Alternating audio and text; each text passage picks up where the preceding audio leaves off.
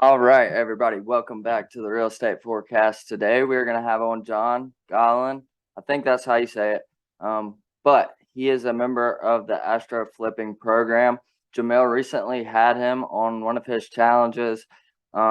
Day one, it was how to write the sexiest offers. And I thought he did a really, really good job in that episode. And I just wanted to kind of bring him in and let him add some value, show what he's doing, and just kind of get him in here and doing everything that we do here at the Real Estate Forecast. So just give him 1 second. He's going to be hopping in. We're going to have a good time, and let's go. Got it. Okay, I can hear you now. What's going on, I got to man? get me one of those microphones. Yeah, man. I actually I got it on Facebook Marketplace, like $60, pretty cheap. Really?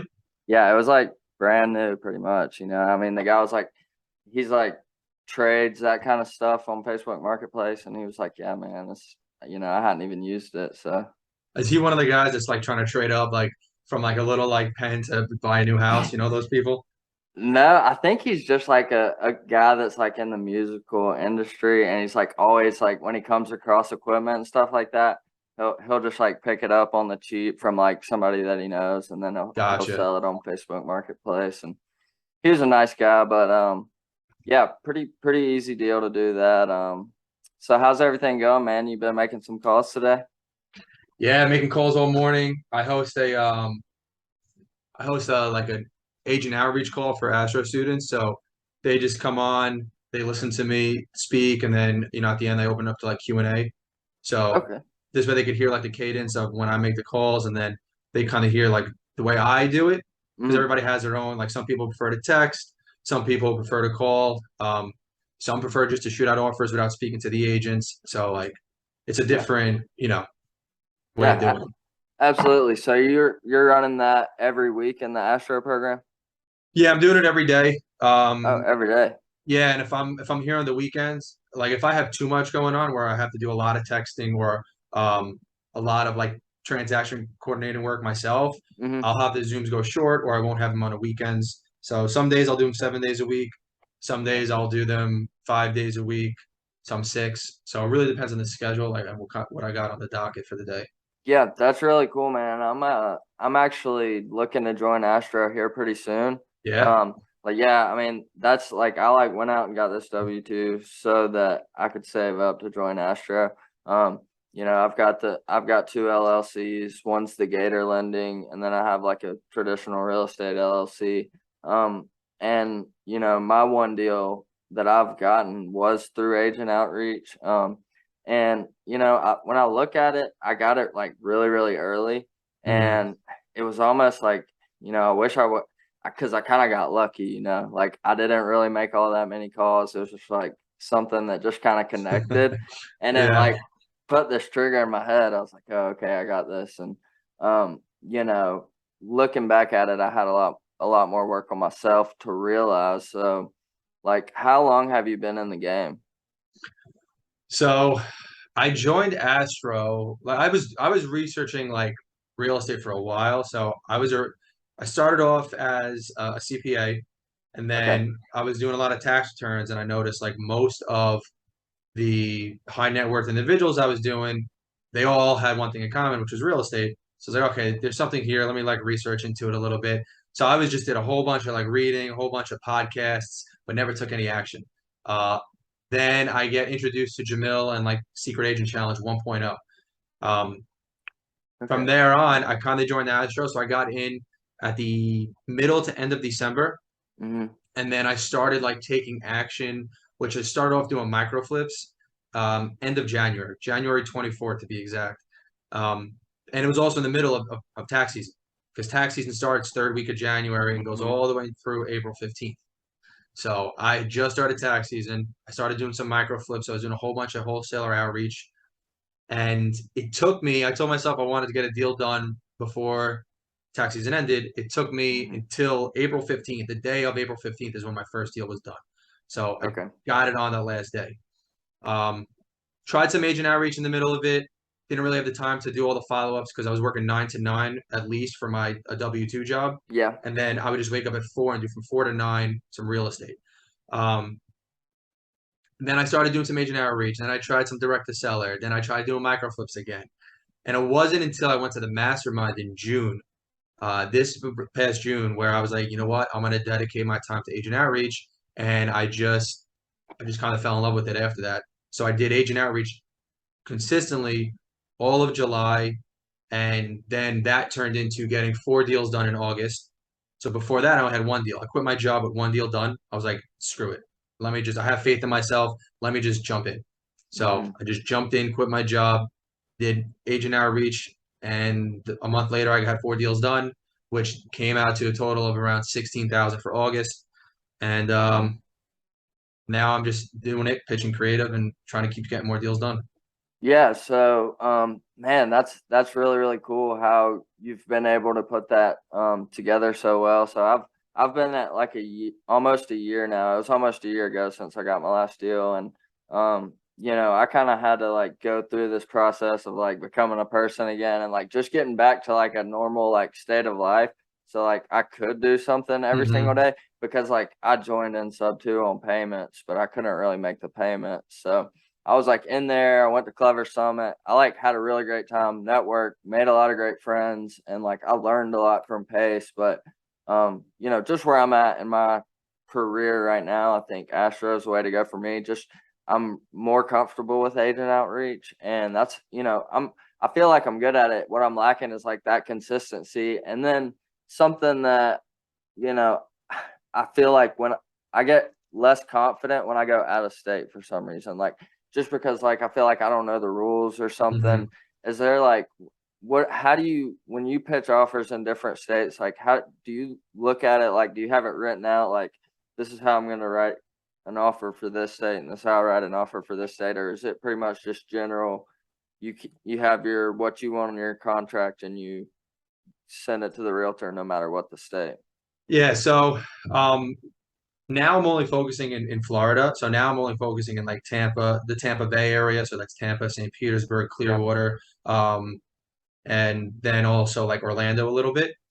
But before that, I was doing Jersey for a little, and usually it's just I'm going to use the realtor contract for that state. So I would send an offer sheet, a blank offer sheet, which had like the address, my company name with with my company address, Yeah. the offer price, EMD, inspection period, um, and then any like additional terms or anything like that. So if I want like a unilateral cancellation clause, so if I all I Mhm. have to do is I just sign it and I send out the title, I don't need seller signature to get my EMD back. And then just like other additional disclosures that I got from Keegley pretty much. So I'll just throw that up on like a PDF and then I'll send that with my proof of funds and an email to the agent. And then they'd put all my terms into a contract and I would just have to review the contract Yeah. before I signed. So that's what I Okay. would do. And now in Florida, since it's my main market, now I know when I have a contract. First time you sign a contract, it's scary. You're like, holy crap, I'm signing something. Right. But after you signed a couple of them and you know exactly what to look for, you just skim through. Okay, that's good. That's good. My terms are there. All right, sign, and I'm done. Yeah, that's cool. I mean, how long did you originally start in Tampa or did you start in so did you start in your market like where you lived? So when I was micro flipping, I was going pretty much anywhere a Yeah. deal was, because then I would just connect them to somebody else in Astro that was working in that market. So like Mhm. my first deal I did was in California. Um, Somebody I knew in Astro sent me a deal. I said, you cool with me sending this out to other people in Astro? They're like, yeah, but I sent it out to them. So what I did is I went to the Astro Elite Facebook group. I searched in the search bar the city, which Okay. was well, I'm blanking out on it. Starts with a B. Venice? Whatever. I don't No, no. know. It's actually Eh, bothering me now. Vallejo. So I Vallejo. typed in Okay. Vallejo and I just saw everybody working Vallejo in Astro. And I just reached out to some of the big players that I knew there. And that's Mhm. how I pretty much got the deal assigned because they found the buyer and then Yeah. we signed it out. But then I started doing agent outreach in Jersey because I live in Manhattan. I was like, let me try Jersey. There's not too many people there. Pain in the neck.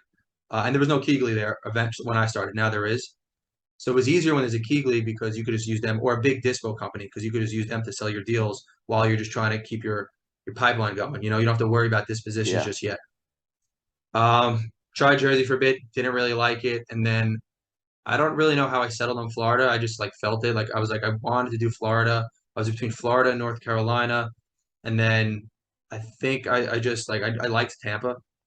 So I was like, Mm-hmm. let me just try Tampa, and I knew a lot of people in Astro in the Florida market. I had a really close connection to Denise Abreu. She is the acquisitions for Keighley, Florida, pretty much Okay. Orlando, Tampa. So her and I had a close connection. So we were talking a lot. I was like, let me just go in her market and just start sending deals that way. So that's how I got into Florida. That's really cool. So is there a Keegley here in Birmingham? That's where I'm at, Birmingham, Alabama. There's a Keighley. I think there's also you ever hear of Curtis Harvey? I Curtis don't know. Harvey. He's an Astro student who's absolutely killing it. He's like a Keelan himself. So like he's in Alabama big time. Oh, okay. Cool, So cool. I would use it for dispo definitely. And I think there is a Keegley, but Curtis is just solid. Yeah. So you pretty much just you basically have like a dial list of realtors and Tampa. You go through that, knock that out, say whatever your KPIs are, 50 for that day. You just hit that, and then boom, you're done. Or you mostly just sticking with the realtors that you know now since you've kind of established yourself in the market. Yeah, so what I'll do is I do listing agent outreach. So I call agents on specific properties. So I'll use like Privy and Mm-hmm. I have like I know what my buyers are looking for. So I know like what price range I want to not go above. I know how many, like, I want to say at least 2 bedrooms, at least 1 bath, at least 900 square feet, 1940 to 2005 year build, only block and slab foundation, no wood frames. So I'll put that all into a filter and then run a search in Privy. Um, then I'll download the Excel. I'll take a list of the addresses, find the agents that are listing it, get Mm-hmm. their cell phone from Google, and then import them into my CRM and call them on that property. Then I'll ask them the questions like I did on the secret weapon challenge. I'll ask them about if there's a price decrease, if there's an HOA, what's the age of the roof, HVAC, water heater, Mm-hmm. are there a tenant in place? And I just go and I ask the questions, right? Right. Um, and then I always ask the last question I always ask is, do you have anything else in similar or worse condition I could look at while I'm running numbers on this one? So that's how I'll get sometimes pocket listings or other listings that they have. Um, then I'll run the numbers and maybe I'll offer, maybe I won't. Really depends how far off I am. But my what I care about more than anything is that listing. If I get an offer in on that listing and I get it accepted, that's a plus. I'm really looking for that as an icebreaker. It's better than cold calling an agent and saying, "Hey, I'm an investor looking for investment properties. You got anything for me?" Like they Mm-hmm. might just hang up. If you're calling them on a property that's been sitting for 30 plus days, they want to talk to you. Okay, Yeah. so it's an icebreaker. Mm-hmm. Um, what I really care about is the 3 or 4 pocket listings they might give me down the road. So I'm Mm-hmm. really about building the relationship. If my offer is too low, I'm not going to try to offend them on it. It depends. I'll tell them, hey, it's listed at 395. My offer, I'm seeing an ARV of 400. How is this priced? Was it based on CMAs or was it what the seller wanted? They're like, oh, it's a CMA. All right, cool. Can you send me the CMA, please? I might have missed something. And then I'll look. Yeah.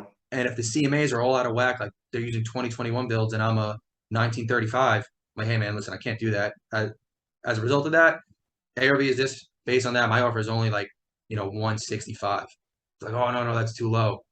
That's fine. In 3 weeks, if it's still listed, I'll shoot up my offer. How's that sound? All right, I appreciate that. 3 weeks happens. I shoot up my 165 offer, like 150 below list. All right, cool. I'll present it to the seller. No pushback. Yeah, so you're just really making sure that you're maintaining that relationship and Mm-hmm. and like kind of establishing like a thing of trust. Like I'm not gonna send you over anything that is gonna insult anybody and like get that off to a bad foot.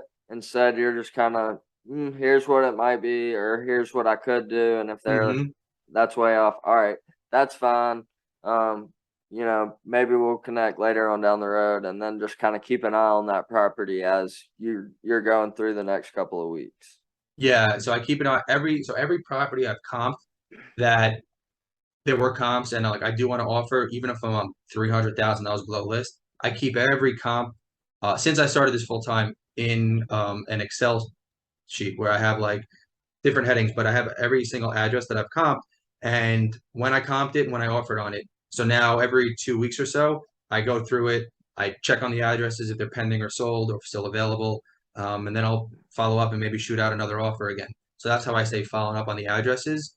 But also in my CRM, every 3 weeks, I'll follow up with that agent. So like today, I had 65 follow-ups before I did any new outreach.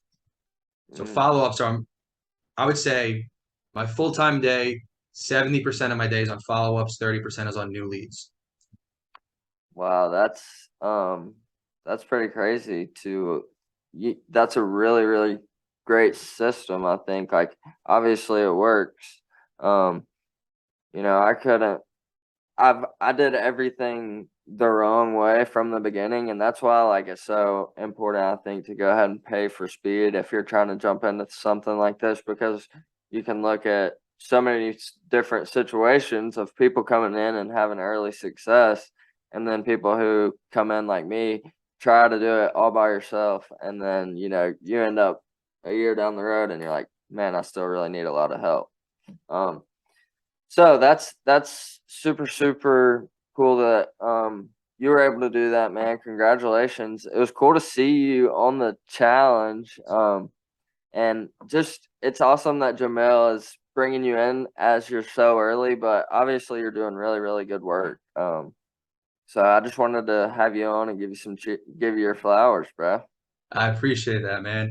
And I mean, I saw you start when you started that YouTube channel and you started like cold calling sellers and then you started doing the podcast. So I've been watching it, like you posting it all and promoting, your channel. So like seeing you growing too is also like really awesome. So like I've been watching it since the beginning.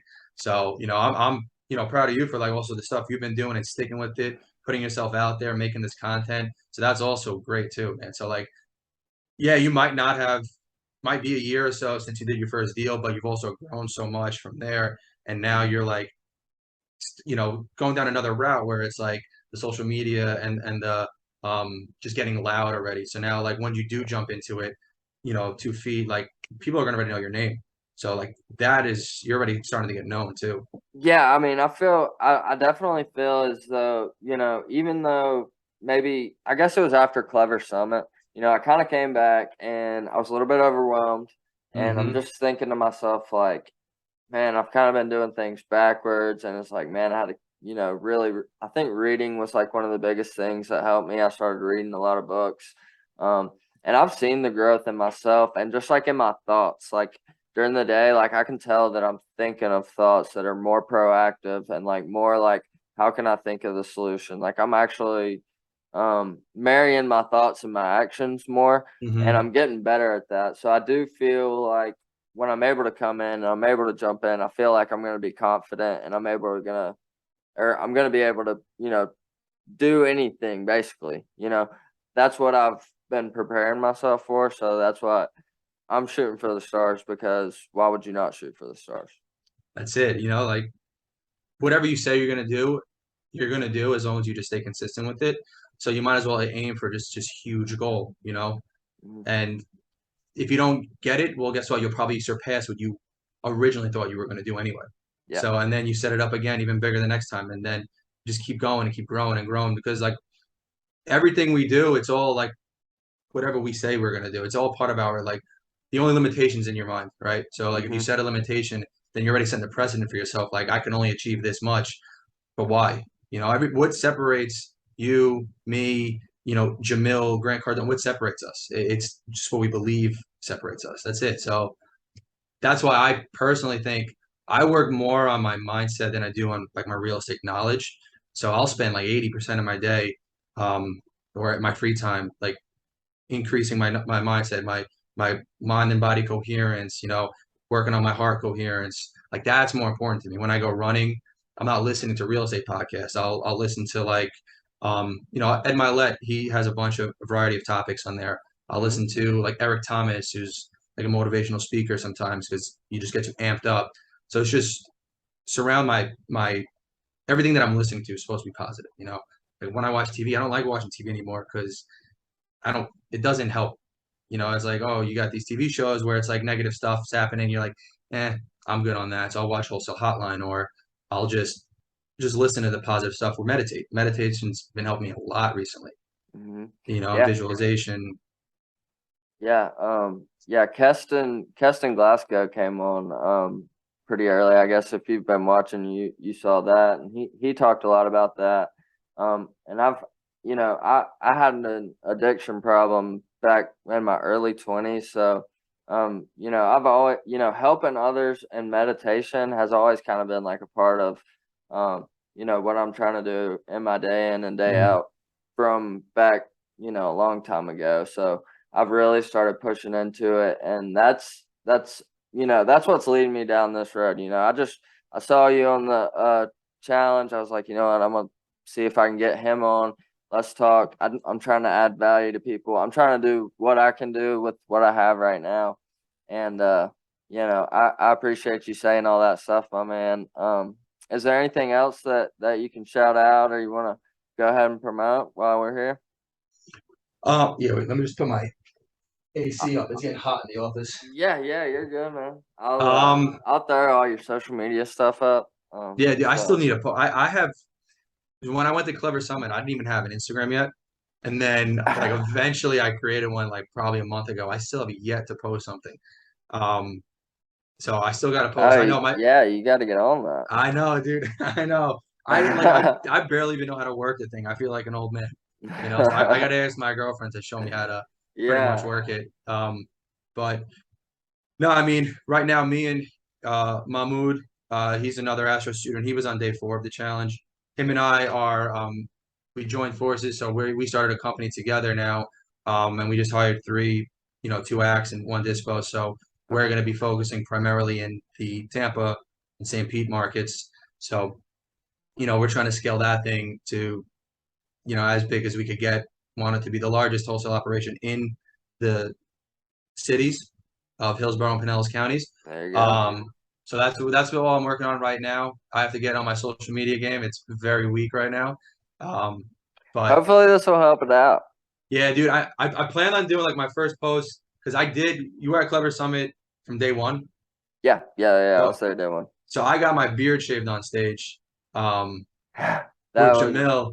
Yeah, so I got somebody was like, "Oh, you should make that your first post," and I was like, "Yeah, that's cool." And that was like 2 months ago, and I was like, "Shit." So yeah. I got to do something. I got to do something real estate related for the first post. Yeah, bro. Well, I mean, you got, I mean, I would think that, some of those better relationships you have with some of those realtors, just some of those calls would be great to have. Yeah. People would love that and do some reels just like that. I mean, I have organic reels sometimes that'll like go out to like 10,000 people, and it's just, it's not really hard. You just take a video, post it on there. It'll do captions for you. You don't got to do anything fancy. Oh, okay. All right. That's cool. As That's good to long know. as long as you're doing, as long as you're adding value, you'll be straight. And you gotta, fight that self-conscious bullshit that's like caring what other people think, or like if you slip up or something doesn't look perfect, like you just gotta not care, man. You just gotta do it anyways, because like no matter what you do, people are gonna say something good or bad, and so why not have it out there, because there's a very high ceiling to it. You know. Yeah. Yeah. I mean, you set the ceiling. And well, I mean, one thing I do want to say is like people always, I get asked sometimes like, oh, what do you think makes somebody successful? Or like personally, like what I personally think too is what makes somebody successful. And I say this all the time is persistence. Napoleon Hill says it. I said this on the challenge. I said this on the podcast with Jamil too. Um, Persistence is the insurance against failure. So if you stay persistent in something and you just keep going, like yeah, obviously it's going to start off. You're going to get a lot of pullback and push from life, and the Yeah. universe. But if you just keep showing up and showing out and continuously just being persistent and going and going and going, eventually life's just going to be like, you know what? Here it is, and they just open the doors of abundance to you, and then it's just everything you've ever dreamed of just happens, and it's all because you stayed persistent. So for anybody struggling out there, anybody that's like, oh, this is tough, like I'm not getting it done yet, like keep it going, because right now you're literally at the tipping point. You keep pushing forward to guess what, another week, maybe something happens. So never quit, stay persistent, and have that strong why. That's not money related, because Yeah. money's not going to get you up in the morning. Your kids, your mom, your dad. any charity work you're going to do in the future, anything like that, that's going to keep going. That's going to make you persistent. So if you have money goals, think about why do you have those money goals? What do you want to do with that money? And that's what's just going to keep propelling you forward until you eventually reach and surpass what you think you're possible of doing. Yeah, absolutely. I've been going through did you do the Thrive Challenge with like Dean Graziosi and No, Tony I Robbins? saw that though. I missed that. Yeah, we did it, and we got the project next. So I've been like going through the modules, and a lot of it is really, really, really good stuff. I couldn't recommend it enough. The project next, it's like, I mean, it's like a mentorship. I don't know. It's like, Is that with Tony Robbins? yeah, it's Dean Graziosi and Tony Robbins. So like, Pace is the one who told me to get into it. So like, I got into it because of Pace, and then like when I went through their challenge, the free challenge is on YouTube. When I went through the challenge, I was like, dude. I mean, it's like it was just so good that I couldn't help it, bro. I was like, I gotta do it. I gotta do it, and it's been really, really cool. And just being able to like connect your name to them and mastermind.com is super huge. So, we're working on doing some kind of class or workshop right now just to help people in real estate. So that'll be coming up. But yeah, I would That's gonna definitely be check great. it out. Definitely check it out on YouTube, man. 100% I'm going to. It's super cool. But yeah, man, I'm super glad that I asked you to come on. You're cool. You're a really cool guy, man. I can't wait to get into Astro and get to know you better. And I Oh got yeah. your phone number, so I'll if I see anything down there in that Florida area, I will hit you up, my man. Send it my way. Are you going to Scale and Escape this weekend? No, I really wished I was. Like everybody I'm talking to is like, yeah, I'm gonna sell. You're going to Scale and Escape. Like, all Yeah, right, man. all right, all right. Well, next event, I'll see you at the next event. That's for sure. Yeah, absolutely, man. Good deal. It was good talking to you. Thank you so much for coming on and get that first post up, buddy. Yeah, I'll do it. And I appreciate you asking me. And you keep doing what you're doing because, I have a feeling you keep going where you're at. This is gonna be one of the bigger podcasts in the real estate space. So just don't stop. And I can't wait to see you in the Astro group. Thanks, man. I appreciate it. All right, man. Have a good day, and I'll talk to you soon. Yes, sir. Take care. All right, peace out, man.